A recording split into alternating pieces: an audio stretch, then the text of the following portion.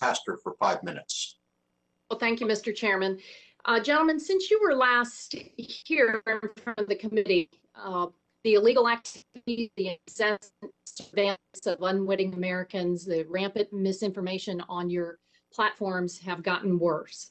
Part of the reason for this toxic stew is that you employ manipulative methods to keep people cemented to the platform, often amplifying discord, and it boosts your bottom line. You enjoy an outdated liability shield that incentivizes you to look the other way or take half measures, while you make billions at the expense of our kids, our health, the truth, and now we've seen the very foundation of our democracy.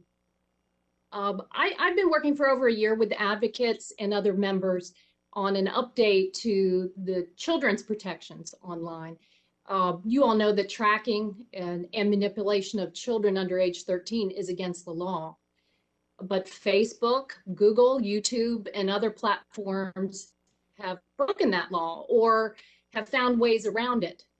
Many have been sanctioned for knowingly and illegally harvesting personal information of children and profiting from it.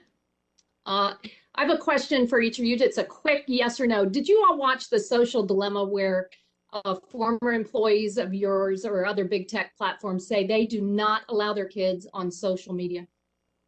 Mr. Zuckerberg? Congresswoman, I haven't seen it, yes. But I'm obviously familiar with it. Yes, sir. Okay. Mr. Pichai, yes or no? Yes, I've seen the movie. And No.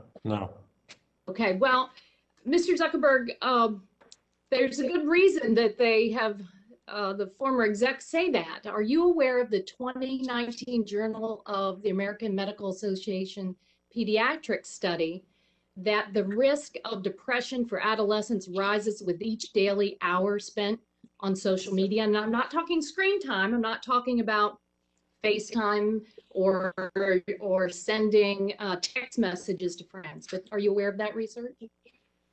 Congresswoman, I'm not aware of that research. All right. What about the 2019 HHS research that suicide rates among kids aged 10 to 14 increased by 56% between 2007 and 2017 and tripled for kids between the age of 10 and 14? Yes or no? Congresswoman, I'm aware of the issues. So yes, certainly you are also aware of the research that indicates a correlation between the rise in hospital admissions for self-harm and the prevalence of social media on phones and the apps on platforms that are designed to be addictive and keep kids hooked. Yes?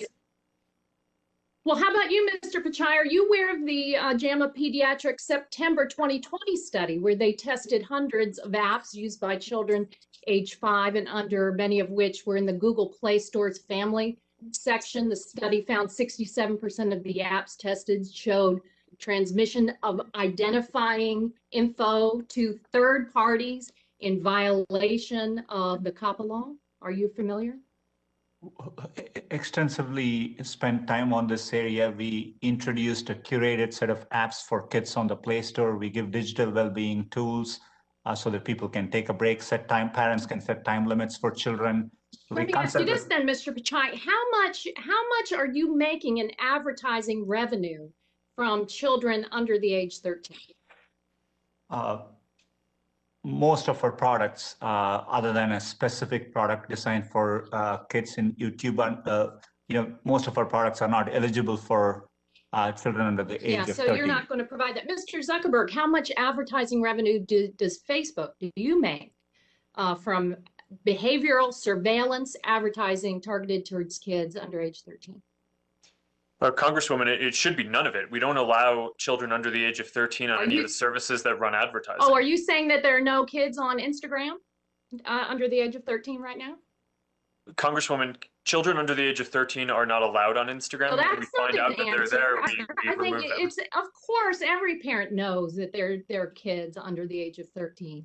on Instagram. And the problem is that you know it, and you know that the brain and social development of our kids is still evolving at a young age. There are reasons in the law that we set that cutoff at 13. But now, because these platforms have ignored it, they've profited off of it, we're going to strengthen the law. And I encourage all of my colleagues to join in this effort. I've heard a lot of bipartisan support here today. We also need to hold the corporate executives accountable and give parents the tools that they need to take care and protect their kids. Thank you, Mr. Gentlelady's Chairman. time I has yield back. expired. Chair recognizes